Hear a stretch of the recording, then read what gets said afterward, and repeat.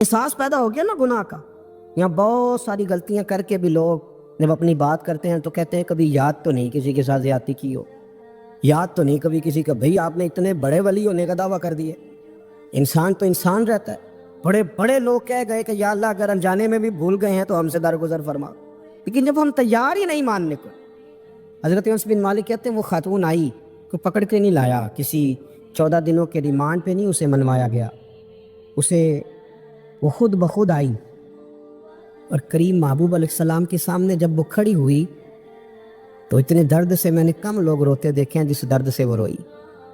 عرض کرنے لگی حضور میں غلطی کر بیٹھی ہوں، مجھ سے زنا ہو گیا، مجھے پاک کر دے۔ تو محبوب کریم علیہ السلام نے فرمایا تو کیسے ثابت کرے گی تو نے گناہ کیا ہے؟ یعنی مجرم کو ثابت کرنا پڑ رہا ہے کہ میں گناہ گار۔ یہ وہ کمال ہے کہ انسانوں کو احساس ہونے لگے کہ یہاں ہم غلط ہیں۔ جب اعتراف جرم ہوتا ہے، جب بیماری کی تشخیص ہوتی ہے تو پھر اس کا علاج بھی ہو جاتا ہے۔ حضرت انس بن مالک کہتے ہیں وہ عرض کرنے لگی حضور میرے پیٹ میں ناجائز بچہ ہے۔ حضور نے فرمایا جا جب بچہ پیدا ہو تو پھر آنا۔ وہ 8 ماہ کے بعد آئی تو اس کی گود میں پھول سا بچہ تھا۔ حضور نے فرمایا واپس جا، جب روٹی کھانے لگ جائے تو پھر آنا۔ وہ 2 سال 2.25 سال دودھ پلاتی رہی، پھر جب آئی تو بچے کے ہاتھ میں روٹی کا ٹکڑا تھا۔ کریم محبوب صلی اللہ تعالیٰ علیہ وسلم سے آ کے جب اس نے بات کی تو وہ درد سے روئی، کہنے لگی یا رسول اللہ 3 سال ہونے کو ہیں، میں نے گناہ کیا ہے، میں ساری رات سو نہیں پاتی۔ حضور تڑپتی، اگر اس حال میں مر گئی تو اپنے رب کو کیا منہ دکھاؤں، مجھے پاک کر دے، میرے حال پہ رحم فرمائے۔ محبوب کریم صلی اللہ علیہ وسلم نے بچہ ایک صحابی کو دیا، فرمایا بچوں کی طرح پالنا، اور کہا اسے لے جاؤ، پتھر مار مار کے اسے سنسار کر دو۔ صحابہ کہتے ہیں اسے پتھر لگ رہے تھے اور حضور بے چینی کے ساتھ ٹہل رہے۔ آ کے خبر دی حضور وہ تو وصال کر گئی، انتقال ہو گیا۔ فرمایا یہاں تک تو بات اس کی تھی۔ حضرت انس بن مالک کہتے ہیں اب محبوب کریم نے صحابیات سے فرمایا اسے غسل دو، کفن پہناؤ، جنازہ تیار ہو جائے تو مجھے خبر کرنا۔ حضرت انس بن مالک کہتے ہیں غسل ہوا، کفن ہوا، جنازہ تیار ہوا تو حیران ہم تب ہوئے جب میرے محبوب نے فرمایا صفے بناؤ، میں خود جنازہ پڑھاؤں گا، میں خود جنازہ پڑھاؤں۔ اور سرکار نے جنازہ پڑھایا تو ایک شخص کی زبان سے نکلا حضور اس ملعون کا معاذ اللہ جنازہ جس نے ناجائز بچہ جنا، اس کے لیے آپ دعا کر رہے ہیں، جنازہ پڑھا۔ حضور فرمانے لگے خاموش ہو جاؤ، تم نے گناہ دیکھا ہے اس کا احساس نہیں دیکھا، تم نے غلطی دیکھی ہے لیکن اس کی توبہ کا انداز نہیں دیکھا۔ اور صاحب کنز العمال نے یہ لفظ نقل کیے ہیں کہ کریم محبوب فرمانے لگے اس نے تو ایسی شاندار توبہ کی ہے کہ اگر میں اپنی ساری امت میں بانٹ دوں تو اللہ سب کی مغفرت فرما دے گا۔ احساس جب پیدا ہو جاتا ہے نا اپنے دل کے اندر کہ یہاں میں غلط ہوں، ان العبد اذا اعترف ثم تاب تاب اللہ علیہ او کما قال نبی صلی اللہ علیہ وسلم، رواہ مشکات۔ حضور نے فرمایا جب کوئی بندہ کہتا ہے نا اللہ میں بھول گیا تھا اور پھر وہ توبہ کرتا ہے تو رب اس کی توبہ کو فوراً ہی قبول فرما لیتا ہے۔ حضرت عبداللہ بن حذافہ جہاد کر رہے تھے، روم کے عیسائیوں نے گرفتار کر لیا، 1000 آدمی نے مل کے پکڑا، گرفتار نہیں ہوتے تھے صحابی، 1000 آدمی نے گھیرا ڈالا، گرفتار کر کے لے گئے۔ اور جب بادشاہ کے سامنے گئے تو وزیر کہنے لگا بادشاہ بندہ بڑے کام کا ہے، اگر ہمارے قابو آ گیا تو فائدہ دے گا، صحابی ہیں حضرت عبداللہ بن حذافہ، حضرت فاروق اعظم کا زمانہ ہے، اگر قابو آ گیا تو فائدہ دے گا۔ بادشاہ کہنے لگا کیوں، کیا خوبی ہے؟ کہنے لگے ہم 1000 آدمی تھے، یہ اکیلا قابو نہیں آ رہا تھا، 1000 آدمی تھے، اگر ہماری فوج میں شامل ہو گیا تو بہت بڑا جرنیل ملے گا۔ بادشاہ کہنے لگا کوئی مسئلہ نہیں، 2-3 چیزیں ہوتی ہیں بندے کو خریدنے کے لیے، خرید لیتے ہیں۔ بادشاہ کہنے لگا عبداللہ جتنی دولت تجھے چاہیے میں تجھے دے دیتا ہوں، میرے لشکر میں آ جا، معاذ اللہ اسلام چھوڑ دے۔ حضرت عبداللہ بن حذافہ کیا فرماتے ہیں بڑا تو بیوقوف ہے، میں نے دولت کمانی ہوتی تو مدینے میں بیٹھ کے تجارت کرتا، میں دولت کمانے نہیں نکلا، میں تو رسول اللہ کی رضا کمانے کے لیے نکلا ہوا ہوں۔ دولت کمانی ہوتی تو کسی مارکیٹ میں ہوتا، میدان میں آنا تھا، شہادت ہے مطلوب مقصود مومن، نہ مال غنیمت نہ کشور کشائی، یہ دولت تو لوٹی ہے رسول اللہ کے دروازے کی، جو تو پیچھے پیچھے پھرتی ہے نبی پاک کے غلاموں، یہ کمانی ہوتی تو میں کسی مارکیٹ میں ہوتا، میدان میں تھوڑا ہوتا۔ عبداللہ بن حذافہ سے دوسری چال چلی، کہنے لگے میاں عہدہ جو تجھے چاہیے، میں بادشاہ ہوں، میرے نیچے جو عہدہ تو کہے گا وہ تجھے مل جائے گا۔ حضرت عبداللہ بن حذافہ کہنے لگے شاید تجھے پتہ نہیں میری تعریف کیا ہے، شاید تو جانتا نہیں میری تعریف کیا ہے۔ کہا صاحب کی کیا تعریف ہے؟ کہنے لگے میں رسول اللہ کا صحابی ہوں، اور کائنات میں سب سے بڑا عہدہ مصطفیٰ کے صحابی ہونے کا عہدہ ہے۔ صحابہ وہ صحابہ تھے جن کی ہر صبح صبح عید ہوتی تھی، خدا کا قرب حاصل تھا، نبی کی دید ہوتی تھی۔ فرمایا میں نے حضور کے جلوے دیکھے ہوئے ہیں، مجھے عہدے کی ضرورت ہی نہیں، اور میں نے عہدہ لینا ہوتا تو میں سیاست کرتا، میں تو شہادت لینے نکلا ہوں میدان میں، عہدے کا میں نے کیا کرنا ہے۔ اب بادشاہ کہنے لگا اسے قتل کر دو، وزیر کہنے لگا نہیں، ایک بات اور ہے، مجھے ایک چال اور چلنے دو۔ کہا وہ کیا؟ کہنے لگے میری بیٹی بڑی خوبصورت ہے، مجھے موقع دو اپنی بیٹی کو سجا بنا کے۔ وہ جوان جس کی جوانی اتنی بڑی ہے کہ 1000 آدمی مقابلے میں کھڑا نہیں ہوتا، اس جوان کے کمرے میں رات کی تنہائی میں بنا سوار کے بی بی کو بھیجا۔ وہ بی بی کہتی ہے میں ساری رات بن سور کے اس صحابی کے کمرے میں بیٹھی رہی، لیکن یہ کیا شخص تھا، ساری رات ہی مصلے پہ بیٹھا رہا، ساری رات ہی، کچھ دیر تھک جاتا تو یہ کریم رسول پہ درود پڑھنا شروع کر دیتا۔ بی بی کہتی ہے سحری ہو گئی تو میں نے چھو کے دیکھا کہ انسان ہے کہ جن ہے، یہ بندہ ہے کہ فرشتہ ہے، چھو کے دیکھا۔ کہنے لگے پیچھے ہٹ جا۔ میں نے کہا میں نے تو سنا تھا تو 1000 کے مقابلے میں ہے، اور تو اتنا بے حصہ ہے کہ بنی سوری دلہن بیٹھی ہے، تو نے نظر نہیں کی۔ عبداللہ بن حذافہ، بی بی کہتی ہے نظر پھر نہیں اٹھائی، نظر پھر جھکی ہوئی ہے۔ کہنے لگے بی بی میں مجبور ہوں، اب میرے اوپر کوئی حسن نہیں چلتا، میں نے جلوائے بدوہا کا دیدار کیا ہوا ہے، اب میری نگاہوں میں جچتا نہیں کوئی، اس لیے کہ جیسے میرے سرکار ہے ایسا نہیں کوئی۔ کبھی بھی اب نہیں کسی کا میرے اوپر جادو چلتا، میں نے مصطفیٰ کو، اور کہا ذرا پیچھے ہٹ کے بیٹھ، مجھے میرے رسول نے غیر محرم سے بچنے کا حکم دیا ہے، ذرا پیچھے ہٹ کے بیٹھ۔ سحری کا وقت تھا تو بی بی کہتی ہے اس نوجوان کے جملے میرا سینہ چیر گئے، کلیجہ پھٹ گیا، چیخ نکلی، میں کفر کے عالم میں روئی۔ میں نے کہا مجھے بتا تو صحیح، آخر یہ جذبہ کہاں سے ملتا ہے، آخر یہ روشنی تو میں نے دیکھی نہیں، کہاں سے آتی ہے؟ ایک میرا باپ ہے جو بنا سور کے مجھے تیرے کمرے میں چھوڑ گیا، بتلا یہ کہاں سے کیف آتے ہیں؟ عبداللہ بن حذافہ کہنے لگے اگر کیف لینا ہے تو بھی میرے مصطفیٰ کا کلمہ پڑھ جا، آ جا دروازے رسول پہ جھک جا، مل جائے گا۔ سویرے دروازے پہ باپ آیا بیٹی سے رزلٹ لینے، دروازہ کھولا تو بیٹی نقاب پہنے باہر آئی۔ باپ کہنے لگا کیا بلا؟ کہنے لگی پیچھے ہٹ جا، تو غیر محرم ہے، کافر ہے، میں مسلمان ہوں۔ اس نے کہا کیا ہوا؟ کہنے لگی تیرے جیسے کو باپ کہوں، تیرے جیسے کو جو مجھے استعمال کر رہا تھا؟ میں تجھے باپ نہیں مانتی، میں اب رسول والی ہو گئی، میں حضرت فاطمہ کی کنیزہ ہو گئی، میں اب نبی کریم کی خادمہ ہوں، خبردار میرے قریب نہ آنا۔ یہ داؤ بھی ناکام ہوا۔ اب حضرت عبداللہ بن حذافہ کے سامنے موت کھڑی کی، ایک کڑا میں تیل گرم کیا، کہنے لگے تجھے اس میں جلایا جائے گا۔ حضرت عبداللہ بن حذافہ رضی اللہ تعالیٰ عنہ جب جلنے کے قریب ہوئے تو رونے لگے۔ روم کا بادشاہ کہنے لگا شاید ڈر گیا ہے، کہنے لگے اب سمجھ آئی ہے، اب تجھے پتہ چلا ہے، چلا آ جا۔ حضرت عبداللہ بن حذافہ کہنے لگے تو کافر ہے، تیری کافروں والی سوچ ہے، اس لیے نہیں رویا کہ موت سے ڈر گیا ہوں، میں تو اس لیے رویا ہوں کہ ایک جان ہے وہ نبی پاک پہ قربان ہو رہی ہے، کاش رب مجھے 1000 جان دیتا، میں ساری مصطفیٰ پہ قربان کر دیتا۔ ایک سنار نے گلی میں تھی یتیم چھوٹے سے بچے کو گھومتے دیکھا تو سنار بے اولاد تھا، بچے کو اٹھا کے گھر لے آیا، 18 سال اس بچے کی پرورش کی، اس کو پالا پوسا جوان کیا۔ سنار کے پاس وہ دکان پہ چلا جاتا، وہ کئی دفعہ دکان پہ رہتا، کئی دفعہ گھر میں رہتا، ایک دفعہ وہ دکان پہ تھا، بچہ گھر تھا، 18 سال کا جوان، اس کی بیوی اکیلی تھی، وہ جس نے ماں بن کے پالا تھا اس نے اسی پہ حملہ کر دیا، اس کا بازو بری نیت سے تھاما، بیوی چیخی، تھوڑی دیر گزری تو وہ نوجوان پیروں میں بیٹھ گیا، کہنے لگا اماں پتہ نہیں مجھے کیا ہوا۔ شام کو سنار آیا، بیوی چیخنے لگی، چلانے لگی، کہنے لگی آج عجیب بات ہوئی، جس کو میں نے جگر کا خون دے دے کے پالا اسی نے گندی نظر ڈالی۔ سنار محو حیرت ہے، بیوی کا خیال تھا کہ لات اٹھائے گا، ڈنڈا اٹھائے گا، نوجوان کو مارے گا، لیکن وہ رونے لگ گیا۔ اس نے کہا آج اس نے میرا بازو تھاما ہے، جانے کیا کیا ہے؟ پریشان ہونے لگ گیا، سجدے میں گر گیا، کہا تو بتاتا کیوں نہیں؟ تو وہ سنار کہنے لگا اس کی غلطی نہیں، 18 سال کے بعد آج مجھ پر بھی شیطان سوار ہوا تھا۔ ایک عورت آئی تھی، وہ اپنے بازوؤں میں چوڑیاں پہننا چاہتی تھی تو میں نے بھی گندی نظر سے ہاتھ ڈالا تھا، رب کریم نے مجھے فوراً اس کی سزا دی۔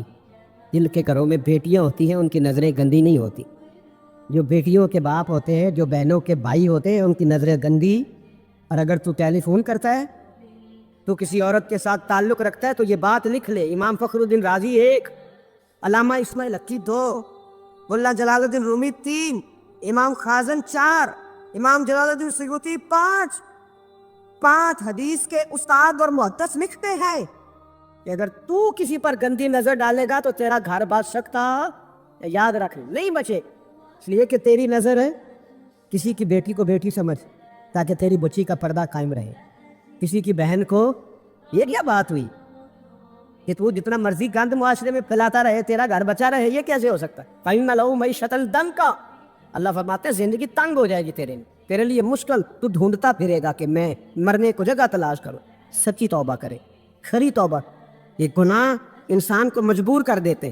حضرت عبداللہ بن مبارک رحمۃ اللہ تعالیٰ علیہ، ان کے سینکڑوں شاگرد تھے، ایک شاگرد کے انتقال کا وقت آیا تو گھر گئے ملنے، آپ کہتے ہیں میں نے زور لگا لیا پر اس کی زبان پر کلمہ جاری نہیں ہوا، میں اسے کہتا کلمہ پڑھ پر اس کی زبان پر جاری، اللہ اکبر، بہت بڑی نعمت ہے، دعا فرمائیں اللہ ایمان کی موت عطا فرما، ایمان کی موت دے اللہ کریم، ایمان کی موت دے۔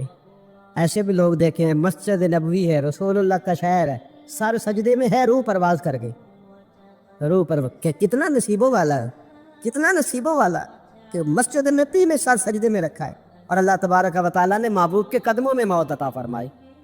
حضرت عبداللہ بن مبارک کہتے ہیں میں نے اس کو کہا کلمہ پڑھ تو اس کی زبان پہ جاری نہیں ہوتا، میں بار بار کہتا تو وہ منت کرتا، کہتا حضور میں کوشش کرتا ہوں جاری نہیں ہوتا۔ فرماتے میں پریشان ہو کے اٹھا، ابھی میں دروازے پہ پہنچا تھا، اس نے چیخ ماری اور روح پرواز کر گئی، بچے رونے لگے، بیوی رونے لگی، تو میں نے اس کی بیوی سے کہا کہ یہ جرم کیا کرتا، اتنا بڑا پاپی پہ کلمہ جاری نہیں ہوا۔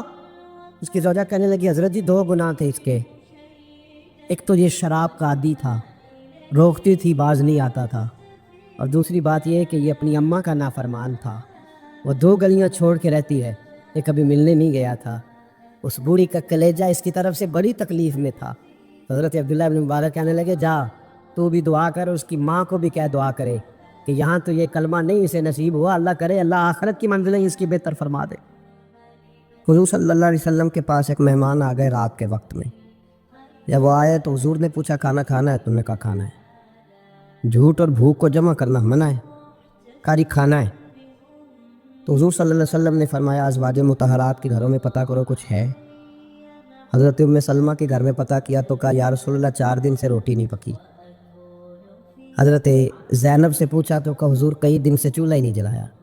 حضرت عائشہ صدیقہ، حضرت میمونہ، حضرت سودا، تمام گھروں سے بظاہر یہ 2 جہاں کے شاہ ہیں پر پاس کچھ رکھتے نہیں، 2 جہاں کی نعمتیں ہیں ان کے خالی ہاتھ میں، ہر چیز ہے پر فقر اختیاری ہے، کوئی شے نہ ملی۔ نبی پاک صلی اللہ علیہ وسلم نے مسجد میں اعلان کیا، فرمایا کون ہے جو میرے مہمان کو روٹی کھلائے؟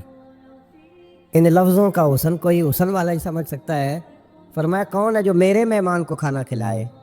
تو ایک صحابی لے گئے اور اٹھے، وہ صحابی جو صحابہ میں غریب تھے، ایک انصاری جو غریب آدمی تھے، بہت زیادہ امیر آدمی اللہ کی راہ میں خرچ نہیں کر پاتا، اس کے لیے مشکل ہو جاتا ہے، اس کے لیے بہت امیر آدمی جو ہوتا ہے نا، وہ جتنا زیادہ امیر ہوتا ہے نا اتنی دیوار اس کے گرد کھڑی ہو جاتی ہے پیسوں کی، مشکل ہو جاتا ہے اس کے لیے۔ غریب آدمی کھڑے ہوئے، اگرچہ میرے محبوب کے غلاموں میں جو بڑے امیر تھے وہ بھی خرچ کرنے میں بڑے آگے تھے، حضرت عثمان غنی رضی اللہ تعالیٰ عنہ، حضرت عبد الرحمن ابن عوف، حضرت ابو بکر صدیق رضی اللہ، لیکن یہ غریب آدمی کا حضور میں لے جاؤں گا، میں لے کے جاؤں، اور یہ بخاری مسلم ہے، حضور نے فرمایا لے جاؤ، اب صحابی گھر لے گئے اور بیوی سے مشورہ کیا، بات پہ غور کرنا، ہر چیز کی بھوک دیکھی جا سکتی ہے، بچوں کی نہیں دیکھی جا سکتی۔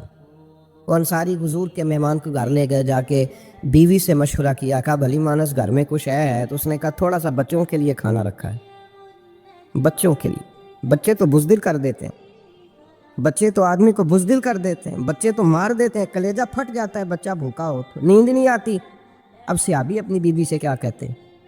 کہتے ہیں بچوں کو بہلا کے سلا دے، اور رسول اللہ کے لیے نہیں، رسول اللہ کے مہمان کے لیے، بھائی نبی پاک کے لیے نہیں، حضور کے، تجھ سے در در سے سگ اور سج سے ہے مجھ کو نسبت، میری گردن میں بھی ہے دور کپٹ کا تیرا، تجھ سے در در سے سگ سگ سے ہے مجھ کو نسبت، لمبی بات ہے کہ بچوں کو سلا دو، بی بی نے بچوں کو سلا دیا تو میاں بیوی کا مشورہ ہوا کہ مہمان کے ساتھ بیٹھ کے روٹی کھانا بھی سنت ہے۔ تو اب مہمان کے ساتھ بیٹھ کے کھانا بھی ہے تو کھانا ہے ایک دو آدمی کا۔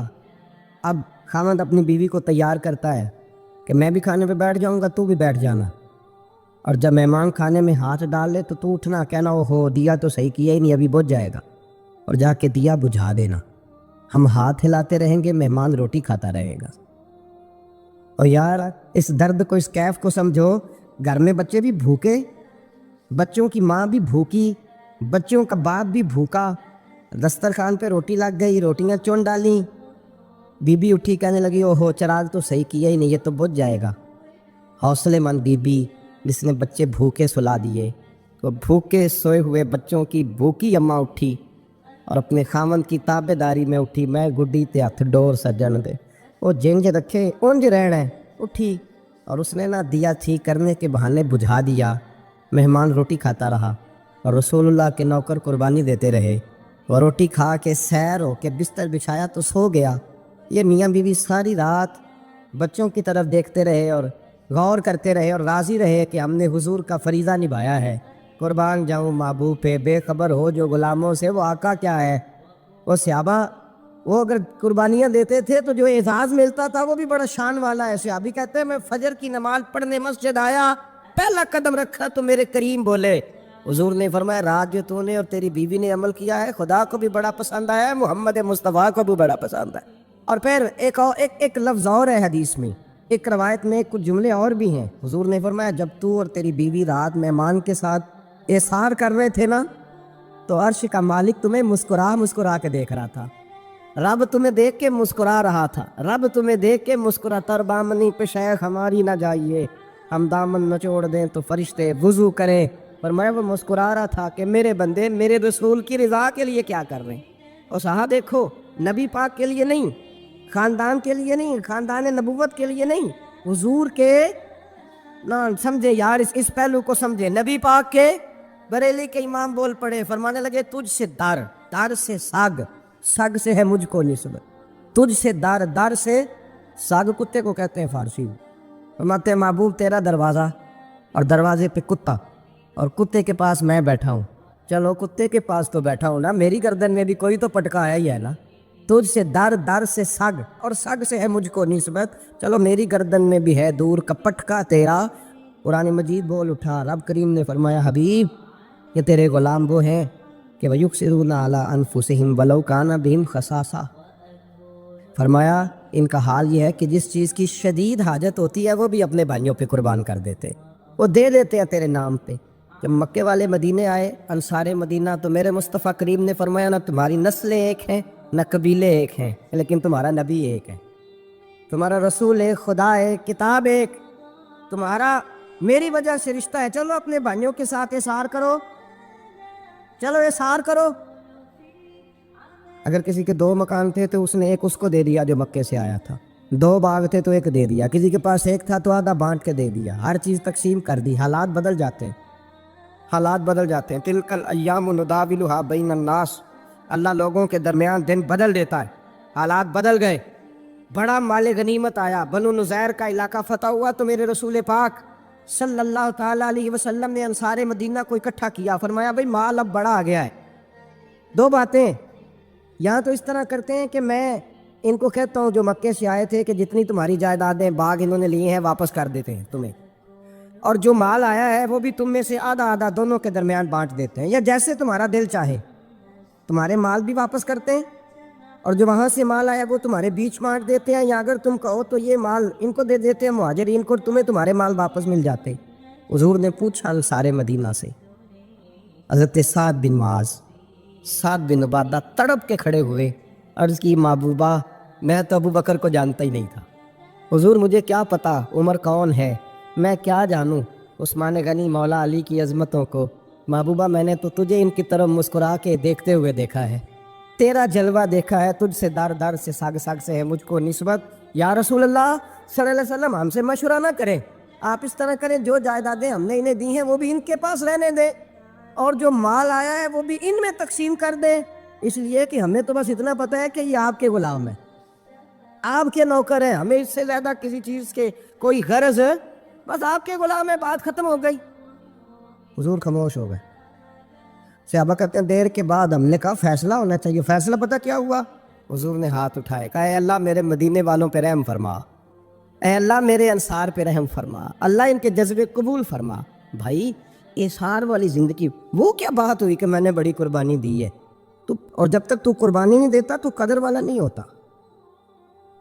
جو چیز قربانی سے حاصل ہوتی ہے اس کی قدر ہوتی ہے, جو چیز مفت میں آ جاتی ہے اس کی کوئی قدر نہیں ہوتی, کوئی قدر نہیں. میں اکثر سوچتا ہوں کہ حضرت خواجہ اجمیری کے خلیفے اجمیر میں بھی تو ہونے چاہیے تھے نا, لیکن ان کے خلیفے اجمیر میں نہیں ہوئے, دلی میں ہوئے. تو میں سوچتا ہوں دلی والوں کے خلیفے دلی میں ہونے چاہیے, لیکن دلی میں نہیں ہوئے, پاک پتن میں ہوئے. تو پاک پتن والوں کے یہاں ہو جاتے, اس لیے کہ قربانی جو دیتا ہے نا, جو دور سے چل کے آتا ہے وہ قربانی کرتا ہے, قربانی دیتا ہے, اس کو قدر زیادہ ہوتی ہے. ہم نے کسی شے کے لیے کبھی قربانی نہیں دی, نہ دین کے لیے, نہ قرآن کے لیے, نہ مسجد کے لیے, نہ شیخ کے لیے, نہ طریقت کے لیے. قربانی تو ہے ہی نہیں. تو جو شے مفت ملتی ہے اس کا نہ مزہ آتا ہے نہ قدر ہوتی ہے. جو چیز قربانی کر کے لیتے ہو نا, قربانی کر کے, اس کی قدر ہوتی ہے. کسی لیے کہا تھا کسی درویش نے, اس نے کہا تھا قدر نبی دا کی جانن دنیا دار کمینے, قدر نبی دا جانن والے سو گئے وچ مدینے. ان سے پوچھو نا, ان سے پوچھو ان حضرات کو کتنی قدر تھی. قربانی اپنی زندگی میں دینا سیکھیں. ایک ہوتی ہے بندے کی ذاتی خواہش, اس کو کچلنا بڑا مشکل ہوتا ہے. قربانی بڑی ضروری چیز کا نام ہے, اور جو قربانی دینا سیکھ جاتا ہے وہ بچ جاتا ہے. کتیا 6 بچے جنم دیتی ہے لیکن قربانی نہیں نہ دیتی بچوں کی, تو ریوڑ نہیں بنتے, اجڑ نہیں بنتے. بکری 2 بچے پیدا کرتی ہے اور سال کے بعد ہزاروں بچوں, لاکھوں بچوں کی قربانی دیتی ہے, پر پھر بھی جدھر جاؤ بکرے ہی بکرے نظر آتے ہیں. جو قربانی دینا سیکھ جاتا ہے نا, یزید نے کوئی قربانی نہیں دی, اس لیے کوئی شخص بھی کھڑا ہو کے نہیں کہتا, حالانکہ 14-15 بیٹے تھے یزید کے, کوئی بھی کھڑا ہو کے نہیں کہتا میں اس کی نسل میں سے ہوں. امام حسین نے ساری قربانی دے دی. ایک زین العابدین بچے تھے, پوری دنیا میں اللہ نے سید عطا فرمائے ہوئے ہیں. جو قربانی دینا سیکھ جاتا ہے وہ بچ جاتا ہے. ہم نا قربانی کیا, ہمارے پاس تو اضافی شے ہے وہی دینے کو تیار نہیں. جب آپ تیار ہی نہیں تو سودا ہی نہیں کر, آپ نکلے ہی نہیں میدان میں, تو حاصل کیسے ہو؟ حصول تو تب ہوگا نا جب آپ کوئی انویسٹمنٹ کریں گے. تو آپ انویسٹ ہی نہیں کر رہے تو بھائی آپ نے پودا ہی نہیں لگایا تو پھل کیسے ملے؟ قربانی نہیں دی تو وہ درجہ کیسے ملے؟ اس کے لیے تو قربانی ضروری ہے. اب تمام صحابہ کی زندگی پڑھ لیں, حضرت ابوبکر سے لے کر حضرت بلال تک, یہ سارے قربانی والے ہیں. آپ تمام اولیاء کی صفت پڑھ لیں, حضرت غوث اعظم, جیلانی, داتا علی اجمیری, خواجہ معین الدین, یہ سب قربانی والے لوگ ہیں. قربانی دیتے رہے تو بچے ہوئے ہیں. ان کے جو ساتھ تھے وہ بھی قربانیوں والے تھے. قربانی حصہ ہے طریقت کا, قربانی ضروری ہے. اور ہمارے صوفیاء تو کہتے ہیں جس شخص نے تصوف میں آ کے قربانی نہیں دی. بزرگوں کے پاس ایک شخص آیا, غالباً خواجہ نظام الدین محبوب الہی کی بات ہے, میرے ذہن میں نام پورا نہیں سما رہا. تو ایک مرید نے آ کے کہا حضور زکوٰۃ کتنی دینی ہے؟ فرمایا 2.5%. تھوڑی دیر کے بعد حضرت نصیر الدین چراغ دہلوی آ گئے, کہا حضور اللہ کے راستے میں کتنے دینے ہیں؟ فرمایا 50%. ایک ساتھی قریب بیٹھا تھا, اس نے کہا پہلے کے لیے 2.5% کا فتویٰ تھا, اس کو کہہ دیا دے دے. چند منٹ گزرے تو حضرت امیر خسرو بھی آ گئے. کہا حضور زکوٰۃ کتنی دینی ہے؟ فرمایا جو ہے سارا ہی لے آ, تیری 100% ہے. تو وہ ساتھی جو قریب بیٹھے تھے اس نے کہا بابا فتوے علیحدہ ہیں. فرمایا فتویٰ ایک ہی ہے, بندے علیحدہ ہیں. فتویٰ ایک ہی ہے, مجھے پتہ ہے کون کتنے دے سکتا ہے. وہ جس کو میں نے 2.5% کہا ہے وہ بھی جا کے حساب کتاب کرے گا, اس نے 2.5 بھی پورا نہیں دینا. فرمایا جس امیر خسرو کو میں نے کہا نا سارا لے آ, اس کا دل کرے گا میں اپنا مکان بھی توڑ کے لے آؤں. میں نے فتویٰ ایک ہے, بندہ دیکھ کے بات کی ہے. بھائی قربانی نہیں ہے, اظہار ہی نہیں ہے, جذبہ ہی نہیں ہے, ہمارا مزاج ہی نہیں ہے. لیکن نا یہ اب ایک تو شریعت کی قربانی ہے نا یہ, تو اس پہ بھی لوگ بڑا سوچیں گے, اس پہ بھی لوگ بڑا سوچیں گے. فتوے پوچھتے پھریں گے کہ جی میرے اوپر تو ابھی میں نے تو 15,500 قرضہ دینا, دوں کہ نہ دوں, کون سی دوں؟ فتوے پوچھیں گے. دینے کی دفعہ فتوے پوچھیں گے اور لینے کی دفعہ چھٹی, جو آتا ہے آنے دو. کبھی لینے کی دفعہ بھی فتویٰ پوچھنا صاحب کہ یہ مجھے اتنا مال آ رہا لے لوں کہ نہ لوں. وہ لے لیا, قابو کر لیا. جب دینے کی باری آئی تو فتویٰ احصار کرے, اور احصار صفت ہے مسلمان کی، یہ اثار کرنے لگتا ہے تو بچنے لگ جاتا ہے، اس کا فائدہ ہونے لگ جاتا ہے، قربانی دینے لگ جاتا ہے تو بچ جاتا ہے۔ کسی نے کہا تھا سن اے مسلمان، یہ نقطہ فیض قرآنی میں ہے، عظمت و اسلام اور مسلم صرف قربانی میں ہے، اگر تو جینا چاہتا ہے تو قربان ہو۔ حضرت سیدنا ابو بکر صدیق فرماتے ہیں میں حضور کے سامنے بیٹھا، ایک شخص آیا، اس نے آ کر کے کہا یا رسول اللہ صلی اللہ تعالیٰ علیہ وآلہ وسلم، یہ میرے ہاتھ کے اندر خنجر ہے، میں قتل کر کے آیا ہوں۔ قاتل کھڑا ہوا، ایک طرف قرآن مجید کا حکم ہے کہ جس نے ایک آدمی کو قتل کیا پوری انسانیت کو قتل کیا، حضور یہ خنجر ہے، قتل کر کے آیا ہوں۔ میرے مصطفیٰ نے فرمایا کس کو قتل کیا؟ عرض کی حضور سگی بہن کو مارا ہے، سگی بہن تھی میں نے قتل کر دی۔ میرے نبی پاک صلی اللہ علیہ وسلم نے فرمایا کیوں مارا؟ پیار نہیں تھا؟ کہا محبوبہ بہن سے کس کو پیار نہیں ہوتا، بڑا پیار تھا، پر مارا کیوں؟ تو صحابی رونے لگے، کہنے لگے محبوبہ میں بڑا پیار کرتا تھا، پر وہ کافرہ تھی، مشرکہ تھی، بڑا پیار کرتا تھا، جب بھی اس کے پاس جاتا وہ آپ کے بارے میں بات چھیڑ دیتی، میں اس کو کہتا سارا کچھ کر لے میرے نبی کے بارے میں بات نہ کر دو، میں ہر شے سہ لیتا، پر مصطفیٰ کریم کی ذات کے بارے میں کوئی بات برداشت کرنے کی طاقت نہیں رکھتا، یہ والا جملہ نہ کہنا۔ میں اس کو روکتا، منع کرتا، تو باز نہ آتی۔ کہتے ہیں آج اس نے اتنی سخت بات کی کہ میں اس کا گلا کاٹ آیا ہوں، قتل کر دیا ہے، حضور میرے لیے حکم کیا ہے؟ تو نبی پاک نے فرمایا جا تیرے اوپر کوئی سزا نہیں، تو نے جو کیا ہے اچھا ہی کیا ہے، نہیں اچھا کر ڈالا ہے جو تو نے کیا ہے۔ ایک صحابی نابینا تھے، آنکھوں سے نظر نہیں آتا تھا، رشتہ کوئی نہیں دیتا تھا، معذور آدمی تھے، نکاح ہوا، شادی ہوئی، 2 بیٹے دیے اللہ، گھر بس گیا، بیوی کپڑے دھو کے دیتی، خدمت کرتی، روٹی پکا کے دیتی، بچے بڑے حسین تھے، اور وہ صحابی خود فرماتے ہیں، نابینا صحابی کہتے ہیں موتیوں کی طرح کے میرے بچے، جو بھی آتا آ کے کہتا تیرے موتیوں کی طرح کے لال ہیں۔ لیکن آپ فرماتے ہیں ایک صبح اعلان ہو گیا، مدینے میں شور ہو گیا، کچھ نابینا صحابی کی بیوی قتل ہو گئی، کسی نے خنجر کے دبایا، مر گئی ہے۔ کہتے ہیں اس کے لواحقین اکٹھے ہوئے، درِ رسالت مآب پہ آئے، آگے کہنے لگے حضور ہمارا قاتل ڈھونڈ کے دیں، ہماری بیٹی کو کس نے مارا؟ میرے رسول پاک نے مجمع پہ نظر ڈالی، فرمایا بھئی مجھے کہنے کی ضرورت نہ پڑے، اگر قاتل موجود ہے تو خود اٹھ جائے، خود اٹھے۔ وہ نبینا صحابی بیچ میں سے اٹھ کے کھڑے ہو گئے، کہنے لگے سونیا قاتل کوئی باہر نہیں، میں خود قاتل ہوں، میں نے مارا ہے، میں قاتل ہوں، میں نے مارا ہے۔ مصطفیٰ کریم سید عالم صلی اللہ علیہ وسلم نے فرمایا تجھے تو اس کی بڑی ضرورت تھی، بڑی حاجت تھی، تیری بیوی تھی، تیرا گھر سنبھالتی تھی، تیرے بچے تھے۔ صحابی عرض کرنے لگے حضور سارا کچھ ٹھیک تھا، پر وہ آپ کی بے ادب تھی، حضور اس کے آنے سے میرا گھر بس گیا، روٹی پکنے لگی، کپڑے ملنے لگے، اولاد ہونے لگی، میں دنیا پہ آ گیا، لیکن محبوبہ میں نے وہ سخ کیا کرنے ہیں جو تیری بے ادبی پر تعمیر کیے جائیں۔ یا رسول اللہ مجھے کیا حاجت اس چیز کی، اس میں آپ کا پیار ہی نہ ہو، یا رسول اللہ آپ کی محبت ہی نہ، حضور میں نے قتل کر ڈالا ہے، مجھے بیوی نہیں چاہیے، مجھے وہ والی چاہیے جس کی زبان پر رسول اللہ کے نام کے ترانے ہو، جو حضور کی محفل آن کرنے والی ہو، نعت پڑھنے والی ہو، جو نبی پاک علیہ السلام کی ازواج کا، اولاد کا، بیٹیوں کا ذکر کرنے والی، مجھے وہ بیوی نہیں چاہیے جو بیوی بے ادبی کرے۔ میرے نبی پاک صلی اللہ علیہ وسلم نے محلے داروں سے پوچھا، فرمایا بات اس کی ٹھیک ہے؟ کہا حضور واقعی بے ادب تھی۔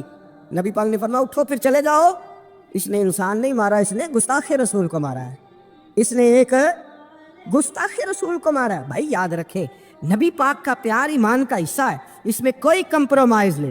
حضرت ابو عبادہ بن جراح نے میدان کے اندر اپنے باپ کو قتل کیا، باپ کو مارا، حضور سید عالم صلی اللہ علیہ وسلم نے کہا ابو عبادہ تو نے باپ ہی مار دیا ہے؟ کہا حضور باپ نہیں چاہیے، رسول اللہ کا وفادار چاہیے، حضور وفادار چاہیے۔ نبی پاک صلی اللہ تعالیٰ علیہ وآلہ وسلم کی محبت اصل دین ہے، اصل دین۔ صحابہ کرام نے ہر چیز سے بڑھ کر رسول پاک سے پیار کیا، ہر چیز سے بڑھ کر، بھلا دی دنیا ساری انہوں نے، لیکن رسول پاک سید عالم صلی اللہ علیہ وسلم کا پیار انہوں نے اپنے دل سے نہیں بلایا، اپنی اولادیں لا کے حضور کی خدمت میں پیش کر دی، اپنے بچے لا کر پیش کر۔ حضرت عائشہ صدیقہ رضی اللہ تعالیٰ عنہ فرماتی ہیں ساری زندگی ابو بکر صدیق نے ڈانٹا نہیں، میرا باپ رفیق تھا، شفیق تھا، مہربان تھے، کوئی کبھی انہوں نے سخت گھورا بھی نہیں ہماری طرف۔ لیکن کہتے ہیں ایک دن میں حضور کے ساتھ گفتگو کر رہی تھی، بچی تھی، میری آواز ذرا بلند ہوئی تو کہتے ہیں جناب ابو بکر صدیق رضی اللہ تعالیٰ عنہ باہر سے دوڑے آئے، اندر آئے، حضرت ابو بکر نے تھپڑ اٹھایا، میرے منہ پہ مارنے لگے، حضور آگے بڑھے، بچایا۔ میں نے کہا ابا جی آپ نے تو گھورا بھی کبھی نہیں، یہ کیا ہوا؟ حضرت جناب عائشہ صدیقہ کہتے ہیں ابو بکر صدیق رو پڑے، کہنے لگے عائشہ میرے اوپر سے پہاڑ بھی گزر جائیں تو مجھے تکلیف نہیں ہوتی، اور میرے مصطفیٰ کے سامنے کوئی اونچا بولے بھی تو میرا دل ٹوٹ جاتا ہے۔ خبردار، حضور سید عالم، حضرت عمر کا زمانہ تھا، کچھ لوگ آئے کہیں اور کے رہنے والے، مسجد نبی میں اونچی آواز میں بولنے لگے، اونچی آواز میں باتیں کرنے لگے۔ حضرت عمر نے بلایا، فرمایا ادھر آؤ، کون ہو، کہاں سے آئے ہو؟ کہنے لگے کوئی شام کا ہے، کوئی کسی ملک کا ہے۔ آپ فرمانے لگے تمہیں پتہ نہیں یہ روضہ رسول ہے؟ تمہیں پتہ نہیں یہ حضور کی مسجد ہے؟ لا ترفعوا اصواتکم فوق صوت النبی، تمہیں خبر نہیں تم کہاں آئے ہو؟ فرمایا اگر تم مدینے کے رہنے والے ہوتے میں تمہیں دھروں سے مارتا، تمہیں سزا دیتا۔ تمہیں ادب رسول کا نہیں پتا؟ تمہیں رسول اللہ صلی اللہ علیہ وسلم کے طریقے کا نہیں پتا؟ نبی پاک صلی اللہ علیہ وسلم کے وجود سے خون نکلا۔ حضور نے حضرت عبداللہ بن زبیر سے کہا ٹھکانے لگا دو، جاؤ ٹھکانے لگا دو، ایسی جگہ لگاؤ جہاں کسی کی نظر نہ پڑے۔ خون بہتا ہوا خون حرام ہے، قرآن پاک نے بیان کیا ہے۔ کہا ٹھکانے لگا دو۔ حضرت عبداللہ بن زبیر باہر نکلے اور حضور کا جو خون تھا وہ پی گئے۔ حضور نے کہا تھا پی لینا، کیا کہا تھا؟ ٹھکانے لگا دو، پی گئے۔ واپس آئے تو مصطفیٰ نے فرمایا کہاں ٹھکانے لگایا؟ کہا یا رسول اللہ ایسی جگہ جہاں کسی کی نظر نہیں پڑے گی، ایسی جگہ جہاں کسی کی نظر نہیں پڑے گی۔ حضور نے فرمایا پی گئے ہو؟ کہا حضور پی گیا ہوں۔ فرمایا جاؤ، نبی کا وعدہ ہے تمہارے وجود کو جہنم کی آگ چھوئے گی بھی نہیں۔ ہم وہ والا پیار کرتے ہیں جو حضور نے کہا ہے۔ حضرت ام ایمن نبی پاک کی دائی تھی، حضور کی رضائی والدہ تھی۔ سرکار کی طبیعت مبارک علیل ہوئی تو حضور نے نا، ویسے نبی پاک جب پخانہ کرتے تھے نا تو حضرت عائشہ صدیقہ فرماتی ہیں حضور کے پخانے سے کستوری سے بھی زیادہ خوشبو آیا کرتی۔ اور آپ حضرت انس بن مالک فرماتے ہیں حضور کھیتوں میں پخانے کے لیے جاتے، میں ساتھ جاتا، جہاں نبی پاک صلی اللہ علیہ وسلم پخانہ کرتے میں وہاں جا کے دیکھتا تو کوئی شے نہ ہوتی۔ میں کہتا حضور کہاں گیا؟ اللہ کے رسول فرماتے جب میں پخانہ کرتا ہوں تو زمین کھل جاتی ہے، میرا پخانہ اندر سمو لیتی ہے۔ حضور کے پخانے اور پیشاب سے کستوری کی خوشبو آتی تھی، کستوری کی خوشبو آتی تھی۔ حضرت ام ایمن رضی اللہ تعالی عنہ کہتی ہیں حضور نے پیشاب کیا، طبیعت مبارک قلیل تھی تو لکڑی کے ایک برتن میں حضور نے پیشاب کیا اور کہا اماں جی اس کو باہر رکھا ہے، کہیں باہر ٹھکانے لگائیں۔ حضرت ام ایمن کہتی ہے میں نے اسے ہاتھ لگایا تو میرے وجود سے بھی خوشبو آنے لگی، میرا جسم مہکنے لگا۔ حضرت ام ایمن کہتی ہے میں باہر جا کے نکال کے دکھاؤ کسی حدیث سے کہ رسول پاک نے فرمایا ہو میرا پخانہ پی جانا۔ حضرت ام ایمن باہر گئیں، نبی پاک کا پیشاب مبارک پی گئیں، واپس آئیں تو حضور نے فرمایا اماں کہاں رکھا ہے؟ کہنے لگی محبوبہ وہاں رکھا ہے، کسی کی نظر نہیں پڑے گی۔ حضور نے فرمایا پی گئی ہو؟ کہا حضور پی گئی ہوں۔ فرمایا جاؤ میرا وعدہ ہے قیامت تک تمہیں پیٹ کی بیماری کوئی نہیں لگے گی، جب تک زندہ رہو گی پیٹ کی بیماری۔ حضور نے کہا تھا کہ پی جاؤ نا۔ بھائی یاد رکھیں رسول اللہ صلی اللہ علیہ وسلم کے صحابہ جو حضور کی تعظیم کرتے ہیں تو اس کا حکم نہیں دیا نبی پاک، لیکن وہ جانتے جب تعظیم کی باری آئے تو جو بھی کام تعظیم کا ہوگا، جو کام بھی عزت کا ہوگا وہ عزت دی جائے گی۔ ایک صحابی حضور علیہ الصلوۃ والسلام کی گھوڑے کو کجاوا بالا کرتے تھے، کاٹھی ڈالتے تھے۔ حضور نے کہیں نہیں کہا کہ وضو کر کے ڈالنا، غسل کر کے ڈالنا، کہیں نہیں کہا۔ رسول پاک صلی اللہ علیہ وسلم رات کو کہہ دیتے کہ صبح جانا ہے تو گھوڑا تیار کر دینا، اونٹ تیار کر دینا۔ ایک دن اللہ کے محبوب سویرے اٹھے، گھوڑا تیار تھا، حضور بیٹھے تشریف لے گئے۔ جب تشریف لے گئے نبی پاک صلی اللہ علیہ وسلم تو حضور واپس آئے تو بلایا، ان صحابی کا نام تھا حضرت اسلم بن شریک۔ ان کو بلا کے حضور نے فرمایا یار آج کجاوا تو نے نہیں باندھا۔ وہ رونے لگے، کہنے لگے محبوبہ اس کا مطلب ہے میرا باندھنا آپ کو پسند آتا ہے، اس کا مطلب ہے میری خدمت قبول ہے۔ فرمایا تو نے نہیں باندھا؟ یا رسول اللہ نہیں۔ فرمایا کیوں نہیں باندھا؟ کیا جواب ہے، کیا حسن ہے۔ کہنے لگے یا رسول اللہ میں صبح اٹھا تو میرے اوپر غسل فرض تھا، اگر میں بغیر غسل کے ہاتھ لگاتا حضور کو نہیں نبی پاک کے گھوڑے کے کجاوے کو، کہا حضور گھوڑے کے کجاوے کو بغیر غسل کے ہاتھ لگاتا تو بے ادبی تھی، اور اگر غسل کرتا تو حکم ماننے میں دیر ہوتی تھی، یہ بھی بے ادبی تھی، لہذا کسی اور کی ڈیوٹی لگائی۔ صحابہ نے حضور کی وہ تعظیم کی جس کا حضور نے حکم نہیں دیا تھا نبی پاک نے کہ یہ والی تعظیم کرو۔ ایک دن حضرت عمر فاروق جناب ابو بکر صدیق سے ملنے آئے، کہنے لگے ابو بکر ایک کام سے آیا ہوں۔ کہا عمر کہو۔ امیر المومنین کے پاس آئے جناب عمر، ایک کام سے آیا ہوں۔ کہیے۔ کہنے لگے ایک شے کی ضرورت ہے، مانگوں گا تو آپ دے دیں گے؟ جناب عمر فاروق رضی اللہ تعالیٰ عنہ کہنے لگے میرے بس میں ہوئی تو ضرور دے دوں گا، تو میرا بھائی ہے بات تو کر۔ تو حضرت عمر نے پتہ کیا مانگا؟ کہنے لگے ابو بکر وہ جو غار ثور میں تم 3 دن حضور کے ساتھ رہے ہو نا، میں 3 راتیں نہیں مانگتا، ان میں سے مجھے 1 رات دے دو۔